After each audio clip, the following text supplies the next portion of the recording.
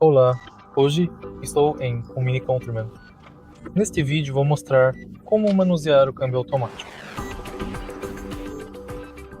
No início pressione o freio, dê uma olhada no centro do carro. Para mudar de estacionamento para ré, precisamos pressionar o botão localizado na frente da alavanca de câmbio.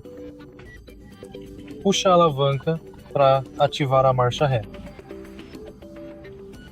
Para mudar de ré para neutro, basta puxar a alavanca, o mesmo para o drive.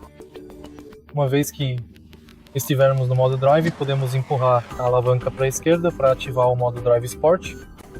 No modo drive sport, você pode trocar as marchas pelas borboletas.